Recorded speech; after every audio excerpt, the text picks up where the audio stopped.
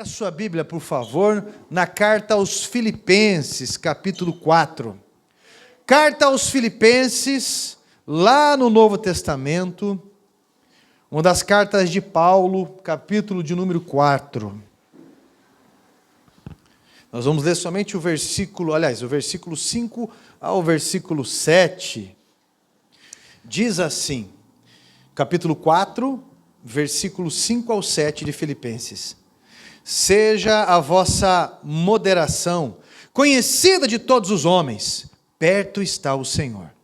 Não andeis ansiosos de coisa alguma, em tudo, porém, sejam conhecidas diante de Deus as vossas petições, pela oração e pela súplica e com ações de graça. E a paz de Deus, que excede todo entendimento, guardará o vosso coração e a vossa mente em Cristo Jesus. Amém? Assente-se. Paulo lhe dá uma dica interessante. Ele fala no final dessa dica, ou depois de tudo isso nessa dica, quando ele fala sobre ansiedade, ele dá uma dica e ele vai falar sobre o resultado dessa dica. Ele diz, a paz, que excede tudo que você está passando, ela vai guardar a tua mente, ela vai guardar o teu coração. Vai guardar. Eu estava conversando com meu pai de criação, algumas vezes ele já repetiu isso, quando nós estávamos falando sobre política, quando nós estávamos falando sobre várias situações, ele disse, isso aí rapaz, nunca dá em nada, isso aí é assim, isso aí, eu nem esquento a cabeça, eu nem isso, eu nem aquilo, ele fala, compensação, mas meu pai está com 60, meu pai de criação, ele está com 63 anos, compensação você vê outras pessoas, que qualquer notícia que aconteceu lá na Nova Zelândia, o mundo está acabando, o céu está caindo, existe um eclipse dentro de tudo isso, algo apocalíptico dentro da pessoa por qualquer notícia também. Então você acaba vendo, às vezes, dependendo da situação, dois extremos. E qualquer extremo é perigoso, porque nós temos que nos posicionar assim, mas jamais esquecer que como um cristão, nós recebemos notícias e temos uma interpretação diferente. Nós temos uma interpretação de quem é cuidado.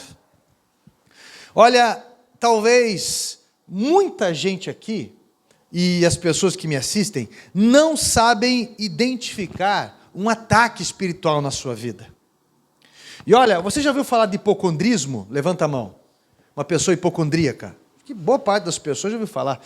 Geralmente você escuta falar que uma pessoa hipocondríaca é uma pessoa que escutou sobre qualquer doença. Olha para cá. Qualquer doença que a pessoa escute, ela pensa assim, eu estou com esse sintoma, eu estou com essa doença, eu estou com esse problema. Já puxa. Parece que eu estou com essa dor, e tem que tomar um remédio. Eu preciso disso, eu preciso daquilo. Então, a pessoa hipocondríaca é uma pessoa que ela tem um distúrbio psicológico já tendencioso para essa área. Presta atenção. Mas eu não quero me limitar a essa ideia desse tipo de hipocondrismo. Existem, no meu conceito, aqui dentro do contexto que eu estou passando para você, uma angústia psicológica que leva qualquer um de nós a ter hipocondrismo de várias formas. Por exemplo, a pessoa assistiu um filme, uma novela, e tem lá uma cena que a pessoa traiu a outra, ou traiu o outro. Aí já gera um distúrbio naquele ou naquela pessoa. Um distúrbio além da conveniência, além do lógico. A perturbação toma conta. Está lá ela dormindo, ou está lá ele dormindo. A pessoa chega, deita, não quer nem pensar, e é só chuta de madrugada. Já viu aquela pessoa que sonhou que estava sendo traída, ou traído, e acordou no meio da noite, e puxou a coberta, que fique aí, porque, eu estou falando para você de níveis de hipocondrismo, que a pessoa ela começa a gerar um distúrbio psicológico terrível, tem o hipocondrismo religioso, sabe aquela pessoa que já entra nos ambientes repreendendo tudo e todos? Vai viajar, chega para ver às vezes uma carranca na porta do lugar, chega, repreende nuvem, porque tem um formato que está estranho, parece ter um chifre lá, está repreendido. Aquela pessoa que qualquer ambiente que chega, ou senão aquele rapaz que tudo dele é ungido, Eu fui para o monte e eu fiz 1260 dias de monte. Não encosta no meu travesseiro porque foi ungido. A minha pasta de dente veio de Israel. E começa a entrar numa neura. Cuidado, estou te dando esse terno. Cuidado, porque eu usava ele nos cultos de libertação. Cuidado quando você for vestir. E começa a entrar numa neura e num distúrbio. E isso gera angústias psicológicas terríveis. Em dois fatores. Uma, porque você vivenciou isso na vida de outros. Isso é, escutou muito isso. A família tinha muito disso.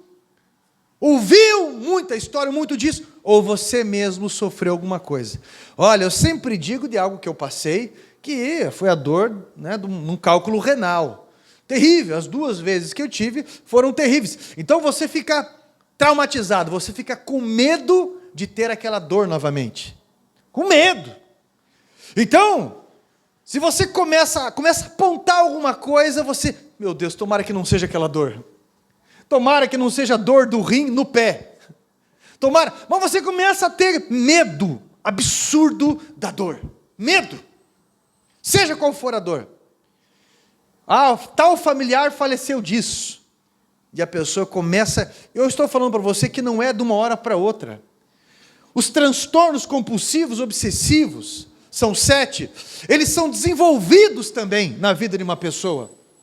Uma pessoa, geralmente, uma pessoa que tem uma gaguez muito forte, desenvolveu isso por conta de repreensões muito fortes que teve na infância. Pressões psicológicas muito fortes. Está entendendo o que eu estou falando, amém?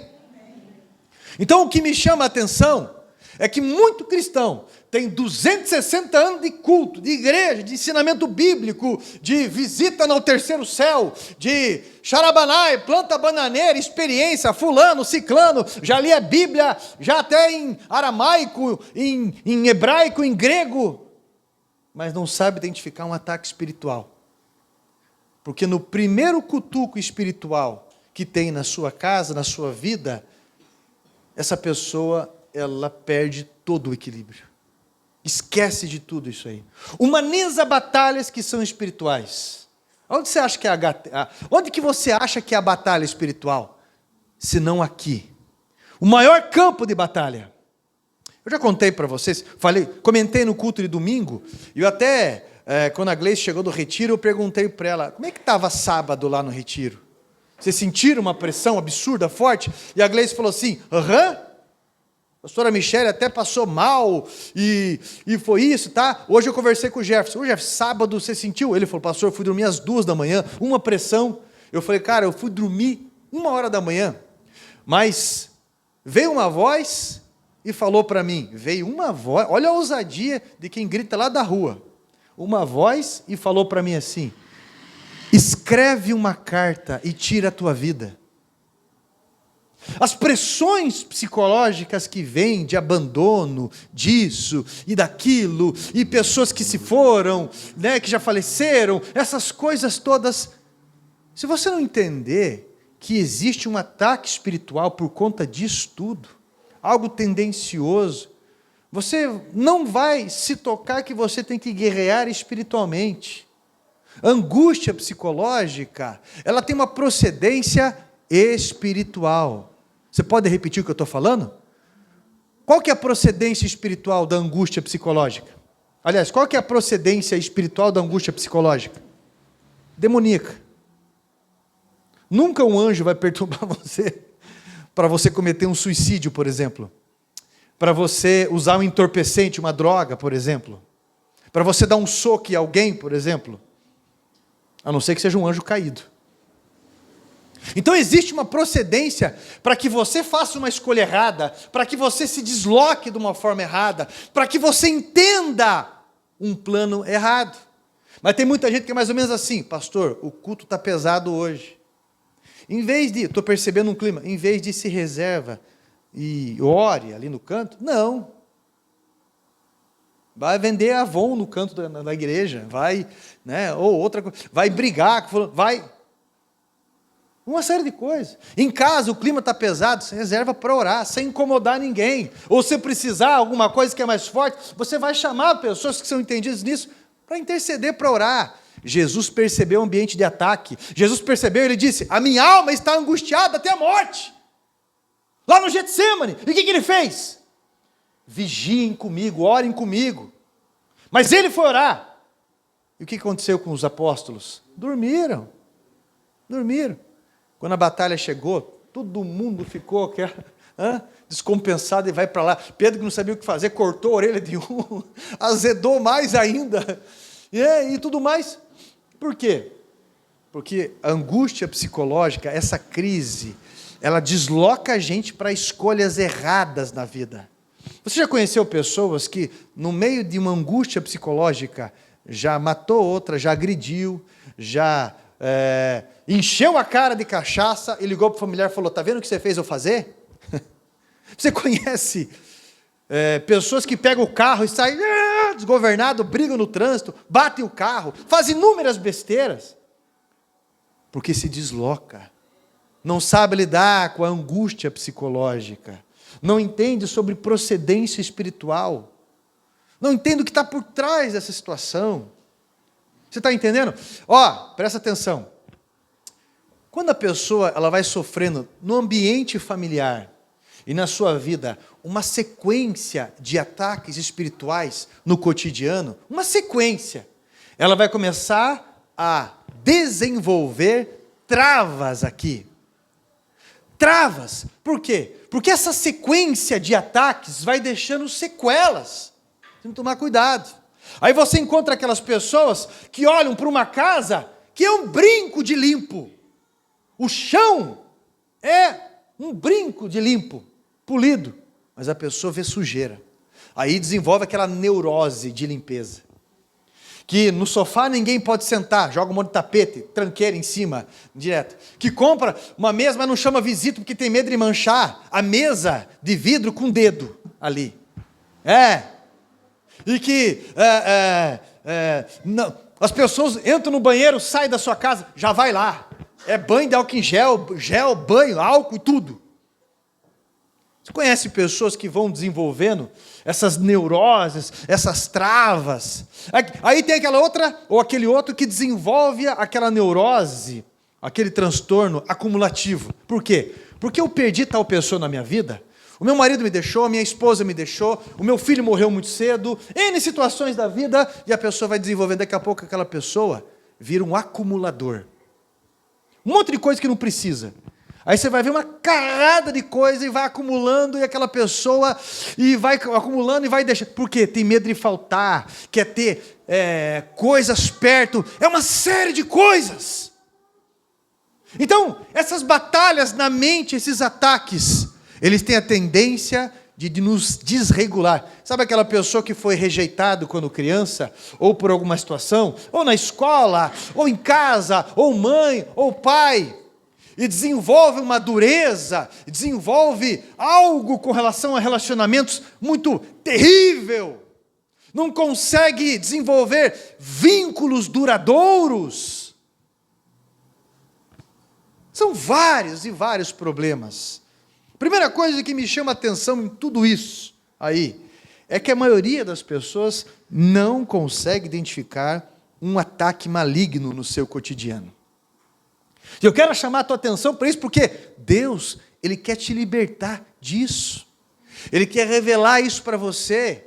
Quando você estiver passando, quando a situação estiver pesada, o que está acontecendo que essa irritação vem tão profunda dentro de mim? Senão um ataque espiritual, um ataque de fúria. Começo a ficar com a sensação de que irão perder algo, sensação de ser deixado e abandonado em alguma missão, só na família, isolado, isolada. Aí sabe o que acontece? Esse ataque, quando você está sofrendo esse tipo de ataque, traumas do passado querem ser destacados na tua vida. Presta bem atenção no que eu estou falando, porque isso é muito sério.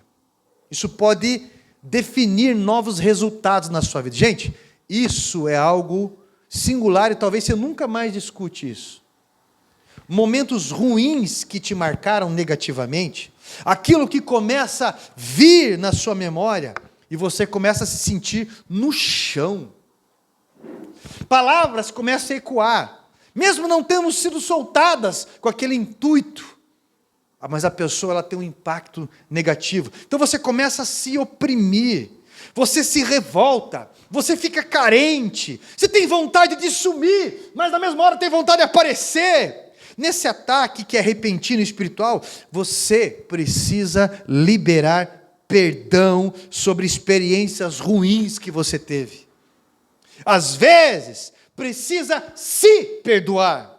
Se você não liberar perdão, o inimigo sempre vai usar isso para te fazer mal.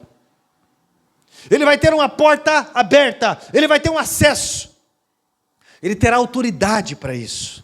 Então não dê autoridade para ele. Jesus devolveu a nossa autoridade na cruz do Calvário. Ele disse: eis que vos dei autoridade para pisar serpentes e escorpiões. Ele disse que viu Satanás cair como um raio do céu, e ele nos devolveu a autoridade. Você precisa perdoar e tirar a ideia de que a pessoa deve alguma coisa para você, que tem alguma obrigação com você. Troque essa ofensa pelo favor de Jesus, que sempre nos indenizou. Precisa, quando você fizer isso, após isso, você precisa declarar que o sangue de Jesus é poderoso e precisa repreender no nome de Jesus esse ataque psicológico. Eu já vi pastores, amigos meus, e eu mesmo já sofri muito disso. Eu tive que colocar a mão na minha cabeça e falar: eu não aceito esse ataque de pânico, eu não aceito essa sensação de morte que vem, eu não aceito. Eu repreendo isso, a paz que excede todo entendimento. Meu irmão, algumas pessoas no cotidiano começam a ver vultos e em situações. Sabe o que você faz após isso, quando você repreende? Convide o Espírito Santo, no nome de Jesus, a se manifestar nos seus sentimentos, a se manifestar nas suas impressões, na sua casa, no ambiente onde você estiver. Seja honesto com as suas atitudes. O verso 5, um outro ponto que eu quero te chamar a atenção, o verso 5, ele diz para nós termos uma conduta moderada. Uma conduta moderada. Lembra que eu falei dos extremos? Que sempre dá problema? A conduta, porque alguns pontos que eu passei mostram atitudes contrárias à moderação. Você não tem que ser gastador, mas também não pode ser aquele que não abre a mão nem para dar tchau. Alguns não comem moderadamente, outros não se vestem moderadamente, outros não gastam moderadamente, outros não conversam moderadamente. Isso trará consequências cansativas na vida, resultados que vão abalar o nosso psicológico. Isso trará ansiedade, isso irá perturbar o seu psicológico, isso é, a sua forma de enxergar e de pensar. O versículo 6 diz para não andarmos ansiosos. O pastor Moody, saudoso pastor Moody, em seus ensinos, ele diz assim que a ansiedade não tira o problema do amanhã, ela só tira a paz de hoje.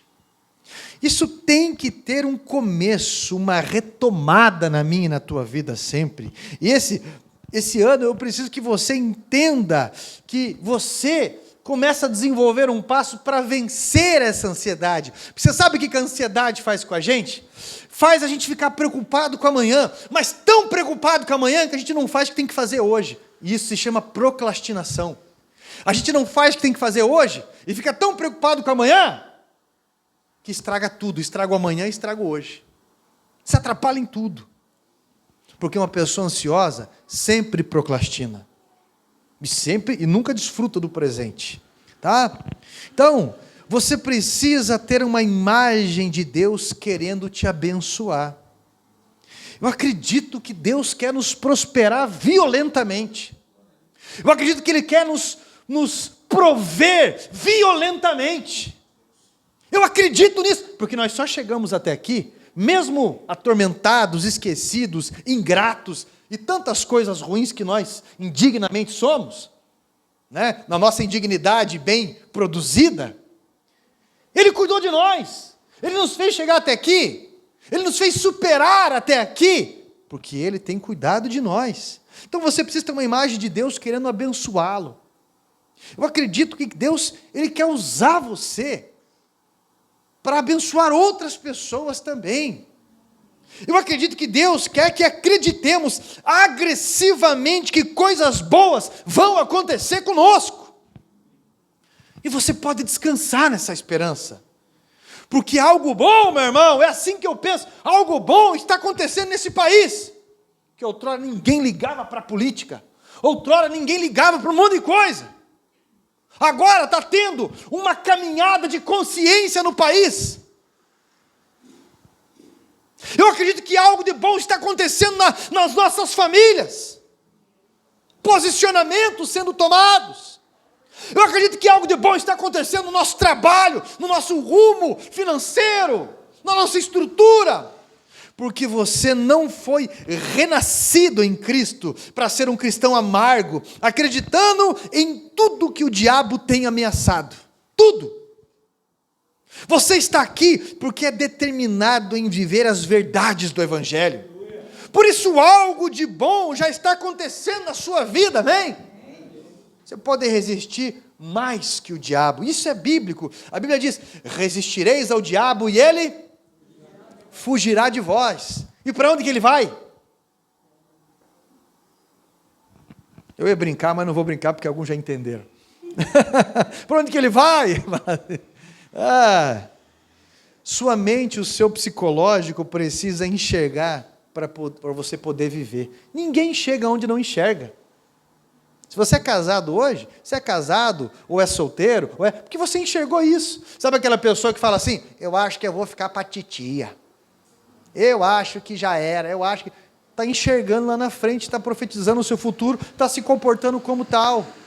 Sabe aquela pessoa que fala, eu acho que eu nunca vou para frente, porque, meu Deus, tudo para mim é mais difícil. Pode ter certeza, que a sua vida vai se encaminhar dessa forma. Agora, eu posso dar um exemplo para você. Se no meio de uma situação complicada, alguém levanta o dedo, tipo aquelas figurinhas de Sócrates, e fala, nós vamos construir uma catedral para Jesus, é algo que eu acredito. Você está entendendo o que eu estou falando? Ninguém chega onde não enxerga aqui primeiro. Sua mente, seu psicológico precisa enxergar para poder viver. Para poder viver. Aí o camarada, ela ou ele, está lá, não enxerga. Aí você fala, levanta a cabeça, cara. Olha para alguém, você fala para levanta a cabeça. E a pessoa vai lá, olha. Isso é, eu me imagino casando com aquela pessoa. Vivendo com aquela pessoa. Se você quer ser um médico na tua vida, você tem que alinhar o teu pensamento. O que um médico estuda? O que ele escuta? Como que ele se relaciona? Qual que é a sua postura? Porque a tua visão, ela disciplina você para isso. Não é? Amém? Para de me olhar assustado assim. Existem algumas características para uma pessoa que tem uma mente saudável. Primeiro ponto, é uma pessoa com uma mente pacífica. Você precisa amar a simplicidade. Uma pessoa pacífica. Você precisa amar a simplicidade. Eu não estou dizendo que você não possa ser requentado. Eu não estou dizendo que você não precisa ter qualidade. Eu não estou dizendo que você, meu irmão, não precisa ter uma postura de alguém com uma qualidade excepcional. Não é isso. Eu estou dizendo que tem gente que se limita demais na vida e daí não avança. Porque tudo que é grande começou pequeno. Tudo que é grande começou pequeno. Quando eu falo para você dessas coisas, o meu primeiro carro foi um Escort Hobby 1994. Mas eu peguei aquele carro, na época eu paguei 8 mil à vista dele. Já de primeira, quando eu peguei ele, eu já gastei 3 mil. Fiz em 10 vezes, para poder, pneu, mexer isso, era carburador. Quem teve carro carburador sabe o inferno que é. Minha primeira caminhonete é essa aí, ó. Tem bomba e bico, não é eletrônica. Eu estou sabendo o inferno que é também. Você está entendendo algumas coisas? O que eu estou dizendo para você é que ninguém começa grande. E muita gente que não aprendeu a ser pequeno, não aprendeu a começar assim, quando recebe algo de bandeja grande, deixa pequeno. Então, você precisa amar a simplicidade. De que forma, pastor? Ser grato por aquilo que você tem. Limpe, ame, reforme, embeleze o que você tem. Agora a pessoa fica, quando eu olho para essas paredes, quando eu olho para essa casa, olha isso aqui, pastor, olha isso aqui. Eu vou ficar olhando isso aí? Vai fazer alguma coisa se você está descontente. Para mim o importante é estar sadio. Então eu não estou falando de comodismo na vida, quando eu falo amar a simplicidade. Quando eu falo uma mente pacífica, eu não estou falando de alguém sem iniciativa, que está tudo, não vou nem me meter em briga. Não é nem isso. Eu estou falando em você ser uma pessoa de valor, pois Deus cuidará do resto. Seja uma pessoa de valor. Lembra da música? Quero andar de valor em valor e seguir a Jesus, meu Senhor. Lembra do hino, né? Legal. Então, a Bíblia fala que se você for uma pessoa de valor, nesses pontos aqui, alguém que valoriza a paz, que excede todo o entendimento, todos os desafios ao redor, excede isso, ultrapassa isso, ela vai guardar o teu coração, a tua mente. Ela vai guardar. Quem que não quer uma pessoa valorosa próxima de si? Quem que não quer? Se você vai procurar um mecânico e pensa, mas o cara cobra caro, mas também é uma vez só. Vai pagar um pedreiro, não, o cara, ele não é barateiro, mas também você vai pagar uma vez só. Aí às vezes você apanha ali, até você aprender, não, eu prefiro ali, eu prefiro assim, que eu sei que eu não vou, porque depois, 1 Pedro 5,7 diz, lançando todos os seus cuidados, todas as suas preocupações, inquietações, de uma vez por todas, sobre Ele, pois Ele cuida de vós com carinho, e se preocupa convosco vigilantemente. Então você terá paz. Não significa que a crise não queira vir, não significa que, meu irmão, quando o desafio aparece para mim e para você, o primeiro comportamento que nós temos a tendência de ter, por instinto, caído, é de fuga. Aparece o desafio, aparece o problema, aparece uma situação, o primeiro instinto que vem sobre mim e sobre você é de fuga. Casamento está azedo, está difícil. Primeiro pensamento de fuga. E se eu olhasse para o outro lado? Não, prefiro ficar sozinho. Ou, será que eu não seria feliz se casado com ela ou com ele?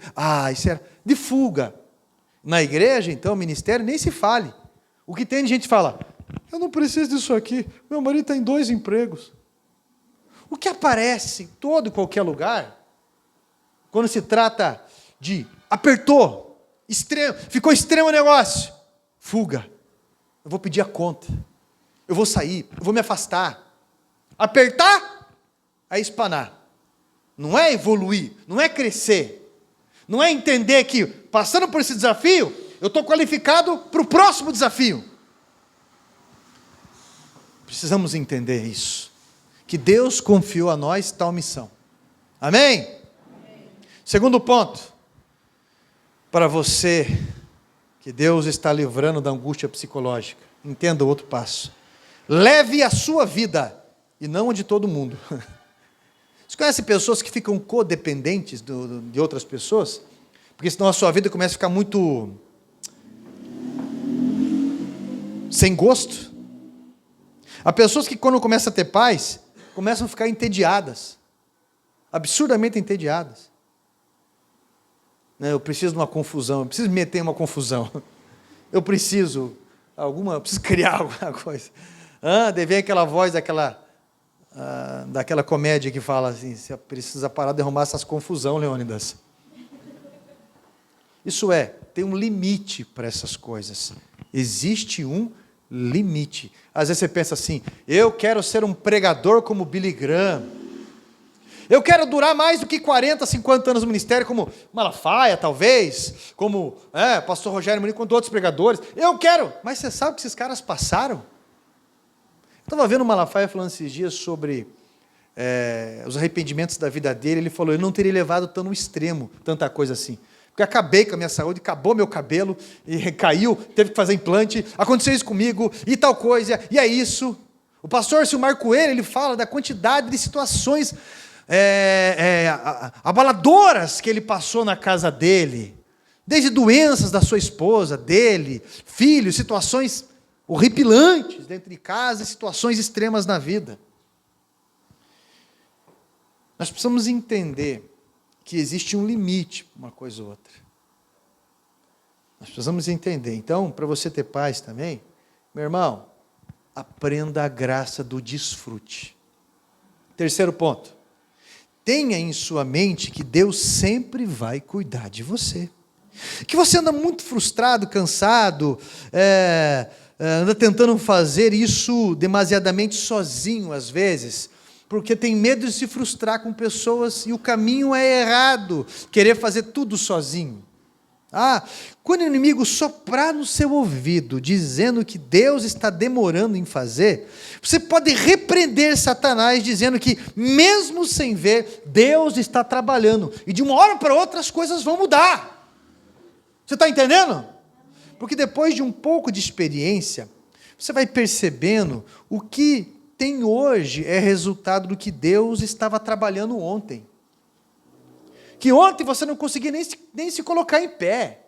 Que ontem você estava perdendo até aquilo que você tinha. Tua vida, teu casamento, teu dinheiro, com coisas que não resolvia. Mas hoje, Deus, além de te dar sustância em tudo isso, Ele está trabalhando para acrescentar mais na sua vida. Ele está trabalhando agora para coisas que você está recebendo e receberá amanhã.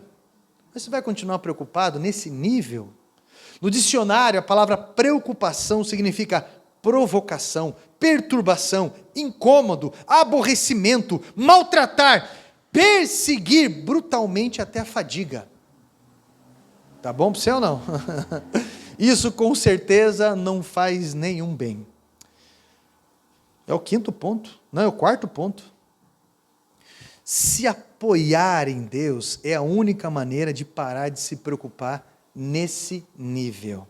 Eu não acredito na experiência que tenho que alguém que após essa mensagem não tenha mais preocupação. Eu não sou ingênuo nisso. E isso não acontecerá nem comigo. Mas é um ponto de partida que nos fará entender que você não é suficiente para resolver os problemas que você tem sozinho. Só Deus é suficiente. Só Deus. Olha só, honestamente falando, eu não tenho o que eu preciso para administrar nenhum ministério. Eu sou pai, eu sou filho, eu sou marido, eu sou irmão, eu sou pastor, eu cuido da igreja aqui, sou responsável pelas outras igrejas lá, sou responsável também no auxílio teológico em comunidades terapêuticas. Hoje eu fui conhecer mais uma. Depois de sair de um velório, já fui conhecer mais uma comunidade terapêutica, depois fazer mais uma reunião, e daí dar aulas de teologia, e mais não sei o quê. Eu não tenho essa capacidade de chegar à noite e levar uma mensagem. Eu não tenho essa capacidade de estruturar, e daí dizer que você tem que dormir 8 horas por dia, e daí tem que tomar vitamina tal, e está faltando tal coisa. Precisa comer mais mamão. Nós precisamos entender, nos apoiar em Deus, para que esse excesso de preocupação não nos consuma dessa maneira tão injusta. Tá? Porque esse ministério aqui não é baseado em mim, é Deus que chamou, é Deus que faz, é Deus que estrutura. Mas eu tenho que fazer minha parte como pastor, levar a mensagem, apacentar, procurar ser exemplo. Eu não controlo a vida de pessoas. Eu não fico especulando a vida de pessoas. Redes sociais. O meu trabalho não é investigativo. E nem de julgar a nível condenatório uma pessoa. Agora, ações, a Bíblia me dá liberdade para que eu tenha um senso crítico para quem precisa, quem quer. Tá? Então, isso vai te dar graça para você fazer com amor e com entusiasmo. Não aquele eu quero fazer de uma vez para eu poder me livrar. Eu faço com sabor. Se eu vou ministrar louvor, se eu vou entregar uma mensagem, se eu vou ministrar aula, se eu vou atender alguém, seja o que for, eu faço com gosto, com sabor, e não é para me livrar. Amém? Amém. Então, meu irmão, relativamente o problema acaba sendo de Deus, e o meu problema é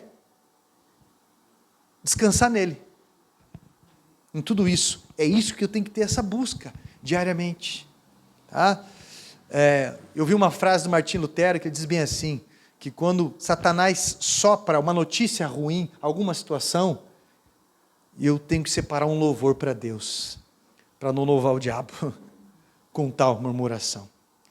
Quinto ponto, uma mente saudável não se confunde, mas tem uma direção clara para onde está indo. Olha só, mesmo que não esteja vendo ainda, você descansa, pois essa visão lhe será dada no momento certo, após você descansá-la em Deus e na sua palavra. Eu sou dizimista por aquilo que Deus fez na minha vida, isso é, Ele me abençoou, e eu, por aliança, eu devolvo meu dízimo, e na certeza que essa aliança trará provisão no amanhã, daquele que me dá estrutura para o amanhã, que está nas mãos dele. Isso é algo pessoal, não é algo que eu dependa de outras pessoas para essa decisão, mas eu tenho as respostas que me sacia, para ter uma atitude de fé, que liga a Deus. Você está entendendo? Porque eu não vou depender de opiniões de pessoas, eu sei o que Deus fez na minha vida, e faz dentro disso tudo. Tá? No momento certo você vai saber fazer, quando tiver que fazer alguma coisa. Tá? Você sabe o que significa confusão no dicionário? Significa falta de ordem, agitação, distração causada por conflitantes ideias. Deus não é autor de nenhuma confusão. Pare de viver segundo a sua cabeça, aprenda a viver pelo discernimento. Discernimento. Todo mundo tem críticas, poucos pensam. Você precisa caminhar no ritmo que entenda o plano maior, e isso lhe fará escolher as opções corretas. Você não confundirá mais Ismaéis por Isaques, isso é, verdadeiras promessas por falsas promessas que parecem mais fáceis, mas que dependem da nossa gambiarra. Isso é muito importante. Você aprenderá a viver de acordo com o discernimento do Espírito Santo, porque isso é evidente, é claro. O caminho de Deus, ele não é confuso. Cuidado com as propagandas. Quando eu li o Evangelho de Mateus, foi o primeiro livro que eu li na Bíblia, o primeiro Evangelho no Novo Testamento. Quando eu li o Evangelho de Mateus, tudo fez sentido para mim. O Evangelho, a salvação, o dízimo, faz sentido para mim. Agora, como que vai fazer sentido o dízimo para um descrente, para alguém que não conhece o Evangelho? Como? Uma vez, eu lembro que depois de evangelizar muito um rapaz, um amigo meu, bem, eu tinha 16 anos, depois de evangelizar muito ele, conversar, um dia ele teve uma crise com a namorada dele e ela aceitou ir no culto comigo, lá na 10ª igreja. Quando eu cheguei na 10ª igreja, o templo da 10ª é um templo muito bonito, muito bem cuidado. Quando eu cheguei lá, e eu estava com envelope, eu separei meu dízimo, coloquei dentro do envelope. Na época, eu lembro que era em torno de R$60, próximo disso, 70, R$60. Isso, eu tinha 16 anos. E daí, ele do meu lado olhou, eu falei, cara, ele olhou para mim assim, você caindo nisso? Olha o tamanho desse lugar, olha a estrutura desse lugar. Você acha que precisa do teu dinheiro? Você acha que precisam disso? Cara, você está louco. Ele falou para mim. Eu falei, eu não estou louco. Eu falei para ele, não é eles que precisam. Sou eu que preciso ter aliança com Deus. Eu sei que Deus está provendo. Eu falei, olha para a minha vida. Eu moro de aluguel. Eu nunca trazei um aluguel, eu falei para ele. Eu nunca trazei um aluguel. Eu sei que as coisas vão vir por ele que é provedor. Eu falei, tá bom. Esse rapaz... que eu levei ele para a igreja quando ele tinha 16 anos, ele não voltou no outro culto, mas hoje ele é líder de uma célula.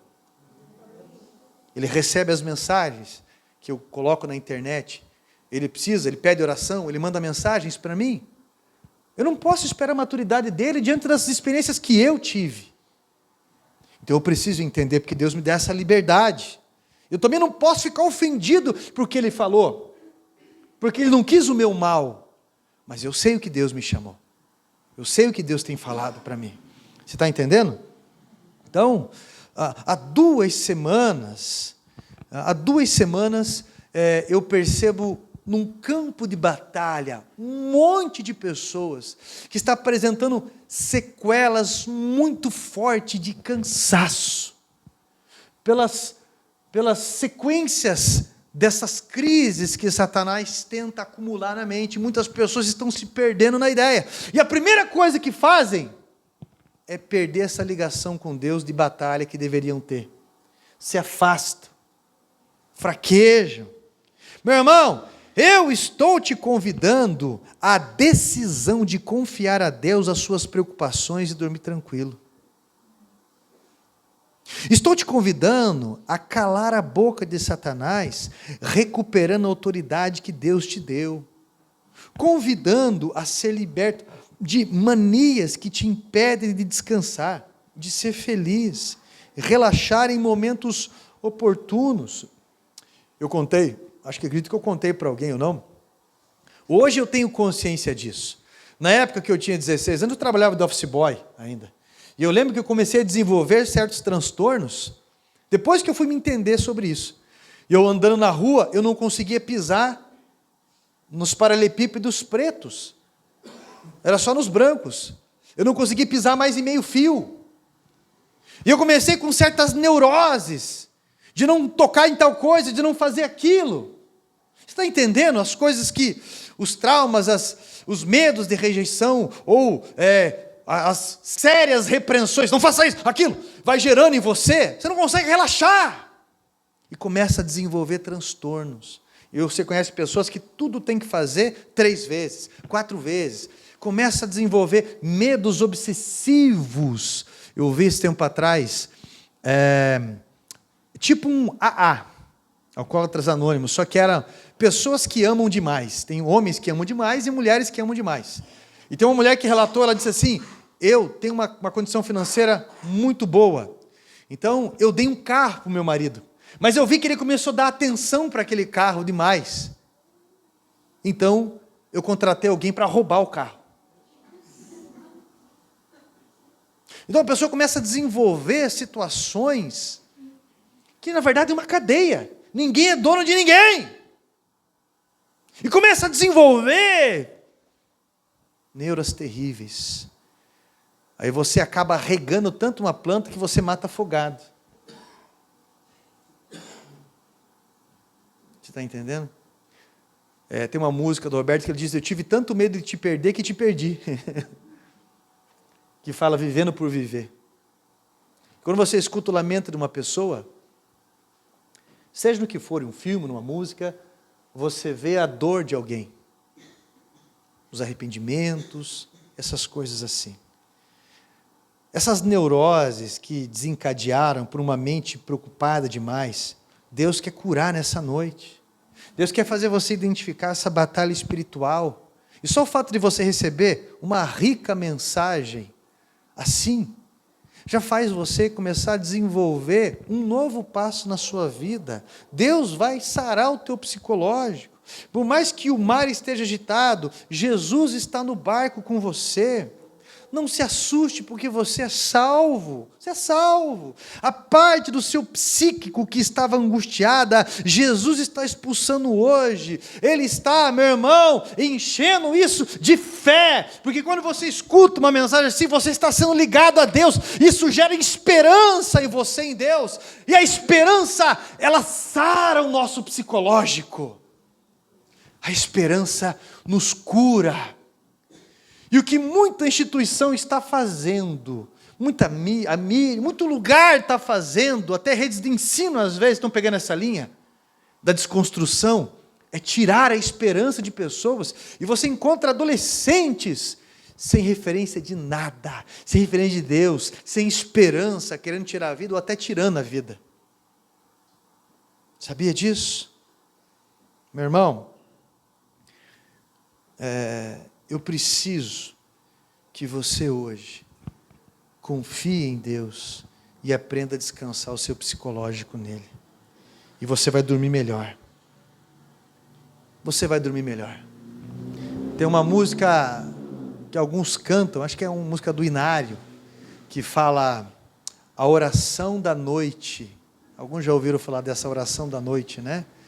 E que é uma música que agora, como diz o Galdério, me deu um rosa na cabeça, mas que ela fala exatamente sobre isso.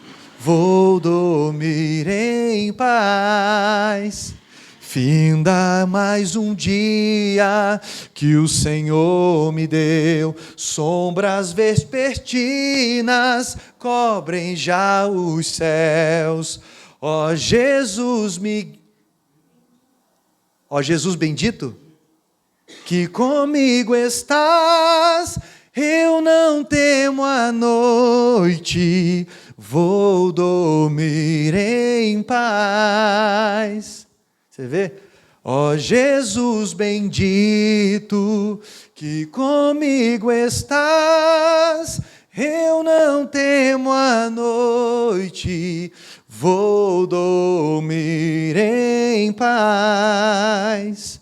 Às vezes você canta algo, você liga algo aos céus, e a paz do céu, ela entra em você. Alguns hinos eu canto, alguns clássicos, alguns hinos que eu canto sozinho em vários ambientes que eu chego lá. A minha vida está nas mãos de Deus, os meus problemas Deus resolverá, nenhuma provação me desanima, a minha fé está em meu Jesus, está e vai. Esses hinos da harpa, meu irmão, esse não é da harpa, aliás, é um hino antigo, é do Inário. Ou hinos novos mesmo. Se o mar me submergir, a sua mão me traz à tona para respirar e me faz andar sobre as águas. Tu és o Deus da minha salvação, és o meu dono, minha paixão, minha canção e o meu louvor. Como que você vai pensar no diabo cantando um desse? Como que você vai ficar pensando no boleto cantando um hino desse? Como que você vai pensar aquela pessoa, seja que for, que ameaçou? Meu irmão, você se liga aos céus, e todo mundo que se liga aos céus vai ser curado. Jesus falou isso: aquilo que você desligar aqui será desligado lá, aquilo que você ligar aqui será ligado lá. Por isso que eu ligo a minha preocupação, eu desligo ela daqui, eu ligo ela no céu. Por isso que eu pego as minhas finanças, eu faço isso.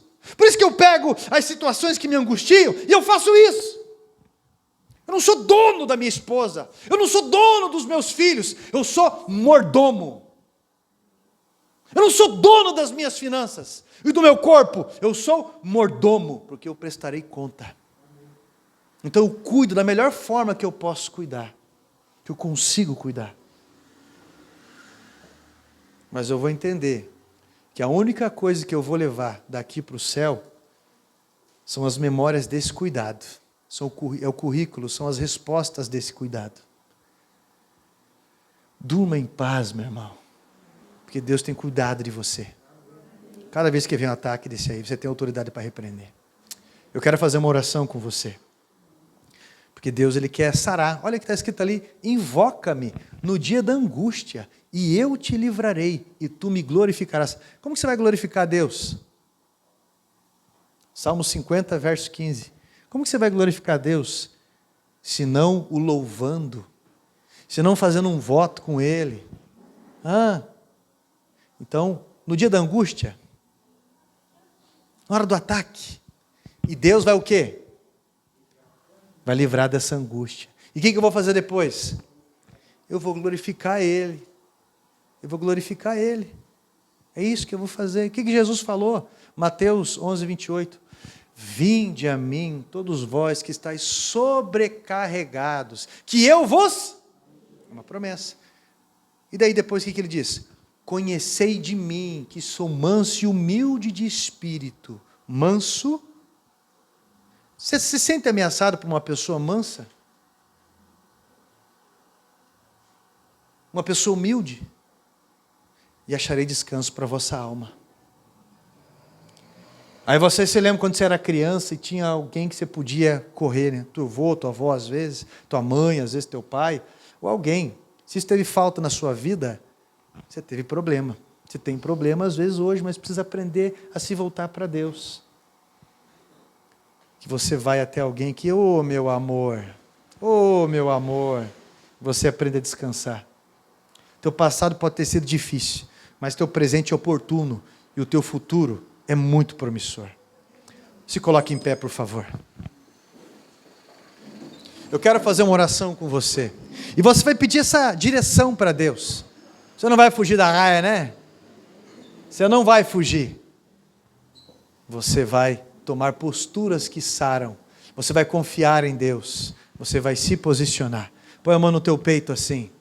Porque quando você está angustiado, você sente o teu peito apertado. Não é?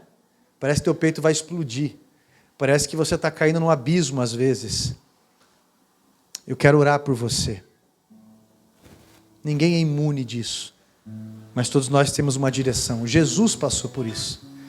Santo Deus, em nome de Jesus Cristo, toda procedência espiritual, Pai, que tenta lançar essa carga sobre essa pessoa, esse rio de acusações, de manipulações, esse destaque de feridas, essas mágoas, esses abandonos, essas rejeições, tudo isso, Pai, nós estamos calando a boca desses demônios agora, no nome de Jesus Cristo, colocando por terra, em nome de Jesus Cristo, todo conselho maligno, todo convite ao suicídio, tudo que Satanás tenta convencer de que essa pessoa está sendo injustiçada, injustiçado.